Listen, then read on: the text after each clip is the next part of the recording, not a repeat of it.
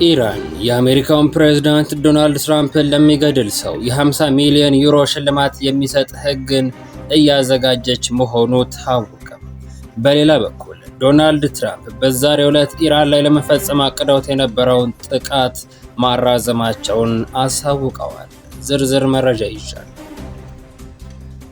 በጎረቤት ሀገር ኬንያ የነዳጅ ዋጋ በከፍተኛ ሁኔታ መጨመሩን ተከትሎ ተቃውሞ ተቀስቅሶ 4 ሰዎች ተገለዋል። በርካቶች ጉዳት ደርሶባቸዋል። በርካቶች ደግሞ በፖሊስ ቁጥጥር ስር መዋላቸው ታውቋል። መረጃውን ወደ እናንተ የማደርሰው ይሆናል። አክብሮታዊ ሰላምታዬ በያላችሁበት የምድር ዳርቻ ሁሉ ይድረሳችሁ። ሰላም ጤና ይስጥልኝ። ክቡራትና ክቡራን የዩቲዩብ ቻናል ቤተሰቦች እንደምን ቆያችሁ? ለሰዓቱ የምታደምጧቸውን መረጃዎች ይዤ ቀርብ ያለው አብራችሁን ቆዩ። ሰብስክራይብ በማድረግ የደወል ምልክቷን በመጫን የተለያዩ ሀገራዊ እንዲሁም ዓለም አቀፋዊ መረጃዎችን ማግኘት ትችላላችሁ። በቀጥታ ወደ መረጃዎቹ አልፋል። በቅድሚያም የአሜሪካውን ፕሬዝዳንት ዶናልድ ትራምፕን ለሚገድል የ50 ሚሊዮን ዩሮ ሽልማት የሚሰጥ ሕግ ረቂቅ በኢራን እየተዘጋጀ ነው ተባለ። የኢራን ፓርላማ የአሜሪካውን ፕሬዝዳንት ዶናልድ ትራምፕን ለሚገድል ማንኛውም ሰው 50 ሚሊዮን ዩሮ የመንግስት የገንዘብ ሽልማት የሚሰጥ አዲስ የሕግ ረቂቅ እያዘጋጀ መሆኑም ታውቋል። የኮሚቴ ሰብሳቢው ኢብራሂም አዚዚ እንደገለጹት ሃይማኖታዊ ተልዕኮ የተባለው ይህ እርምጃም አሜሪካና እስራኤል የኢራን ወታደራዊ መሪዎችን ለገደሉበት የአጸፋዊ ምላሽ የተዘጋጀ ሲሆን ዶናልድ ትራምፕ ቤንያሚን ኔታንያሁና የሴንትኮም አዛዥ በዋናነት እንዲገደሉ ያዛል። በተያያዘም ከኢራን ጋር ግንኙነት ያለው ግለሰብ ትራምፕን ለመግደል ሲንቀሳቀስ እንደነበር የአሜሪካ የስለላ መረጃዎች ማሳየታቸው ተገልጿል። በሌላ በኩል የአሜሪካው ፕሬዝዳንት ዶናልድ ትራምፕ በዛሬው ዕለት በኢራን ላይ ለመፈጸም አቅደውት የነበረውን ጥቃት በባህረ ሰላጤው ሀገራት ጥያቄ መሰረት መሰረዛቸው ታውቋል። ፕሬዝዳንቱ አክለውም አሁን ኮስተር ያለ ድርድር እየተካሄደ ነው ብለዋል። ፕሬዝዳንቱ በማህበራዊ ድረገጻቸው ላይ ባጋሩት ልጥፍ ጥቃቱ እንዲቀር የጠየቁት ሀገራት ኳታር፣ ሳውዲ አረቢያና ዩናይትድ አረብ ኤምሬትስ መሆናቸውን ገልጸዋል።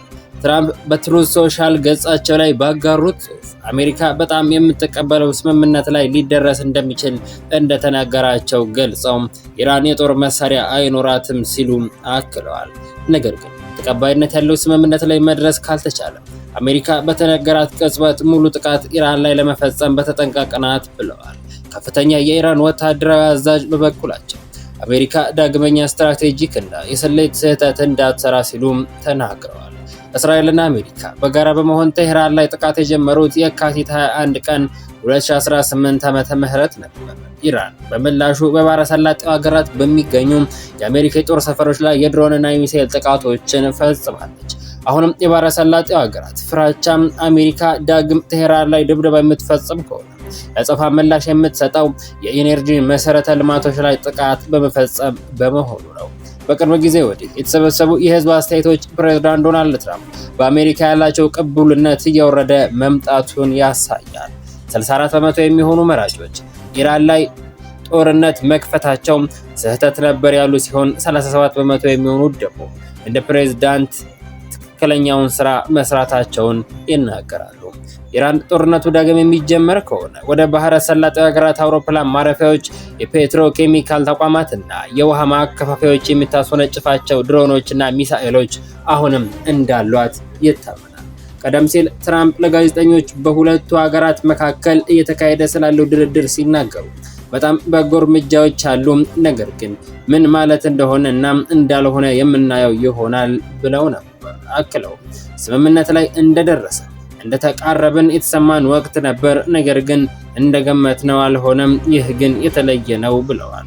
ትራምፕ ከኢራን ጋር ስምምነት ላይ ለመድረስ ጥሩ ዕድል ያለ ይመስላል በማለት በቦምብ ሳንደበድባቸው ያንን ማድረግ ከቻለን በጣም ነው ደስተኛ የምሆነው ብለዋል። በሚያዝያ ወር በሁለቱ ሀገራት መካከል የተኩስ አቁም የተደረሰ ሲሆን አልፎ አልፎ ከሚደረግ የተኩስ ልውውጥ በስተቀር አብዛኛው ጸንቶ ቆይቷል። ኢራን የዓለም 20% የሚሆነው የነዳጅና የተፈጥሮ ጋዝ የሚተላለፍበትን የሆርሙዝ ወሽመጥ የዘጋች ሲሆን ይህም የዓለም የነዳጅ ዋጋ እንዲጨምር አድርጓል። አሜሪካ በበኩሏ ቴህራን ላይ ኢኮኖሚያዊ ጫና በመፍጠር ወደ ድርድር ጠረጴዛ እንድትመጣ ለማድረግ በሚል ወደ ኢራን ወደቦች የሚገቡ ሆነ የሚወጡ መርከቦችን ከልክላለች። በሌላ ዜና በጎረቤት ሀገር ኬንያ የነዳጅ ዋጋ በከፍተኛ ሁኔታ መጨመሩን ተከትሎ ተቃውሞ ተቀስቅሶ 4 ሰዎች ተገለው በርካቶች ጉዳት ከደረሰባቸው በኋላ የዋጋ ቅናሽ ቢደረግም አድማው አሁንም ቀጥሏል።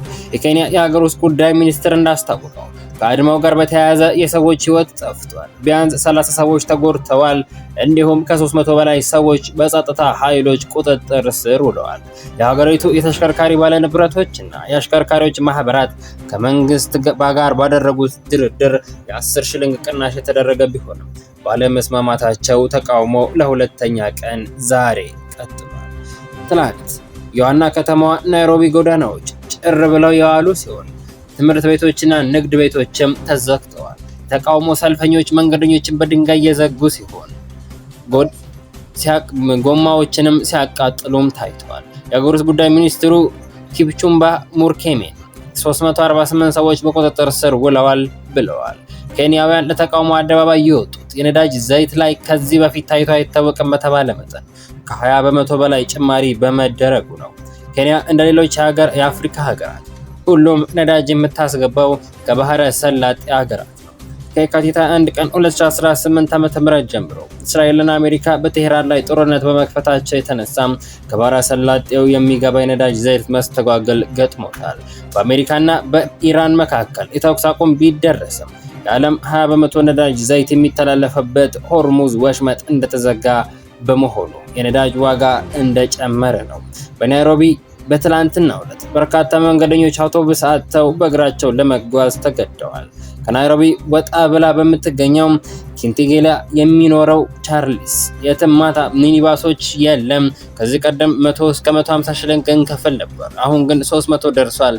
ህይወትን መቋቋም ከብዶናል። ስለዚህ እባክዎን ፕሬዝዳንት ዊሊያም ሩቶ የትም ሆኑ የትም ኬንያውያን እንዲያዳምጡም ከሆነ የነዳጅ ዋጋን ይቀንሱልን ሲሉ መማጸኑን ሮይተርስ ዘግቧል። ፖሊስ በናይሮቢና በሌሎች ከተሞች መንገድ የዘጉ ጎማ የሚያቃጥሉን አሽከርካሪዎችን በማስቆም የሚያጉላሉ ተቃዋሚ ሰልፈኞችን ለመበተን አስለቃሽ ጋዝ ተጠቅሟል። የናይሮቢ ፖሊስ አዛዥ ኢሳ መሐመድ 6 የፖሊስ ባልደረቦች መጎዳታቸውን እንዲሁም 5 የፖሊስና የአንድ ነዋሪ መኪኖች ጉዳት እንደደረሰባቸው ተናግረዋል። ከተቃውሞ በፊት ፖሊስ ኬንያውያን ጸጥታ በማስከበር ረገድ እርምጃ እንደሚወስድ ገልጸው ተቃውሟቸውን የሚገልጹ ሰልፈኞች ማህበረሰቡን ከሚያወቅ ተግባር እንዲታቀቡ አስጠንቅቀዋል። ሰኞ ምሽት ለፖሊስ ጋዜጠኞች አስተያየታቸውን የሰጡት የሀገር ውስጥ ጉዳይ ሚኒስትሩ ኪፕቹምባ ሙርኬሜን እንዳለመታደል ሆኖ ዛሬም ተቃዋሚ ሰልፈኞች ፖለቲካ ጥቅም ለማግኘት በሚያስቡ ፖለቲከኞች ተጠልፈዋል ብለዋል። ንብረቶች መዝረፍና የህዝብ ንብረት ማውደም የነዳጅ ዋጋን አይቀንስም ማለታቸውን የኬንያ መገናኛ ብዙሃን ዘግበዋል። ክቡራን አድማጮች ለሰዓቱ ያስኩላችሁ መረጃዎች እነዚህ ናቸው። ከጥቂት ሰዓታት በኋላ በሌሎች መረጃዎች ተመልሰን እስክንገናኝ በያላችሁበት የምድር ዳርቻ ሁሉ ያማረና የተዋበ ጊዜ እንዲሆንላችሁ ተመኘሁ።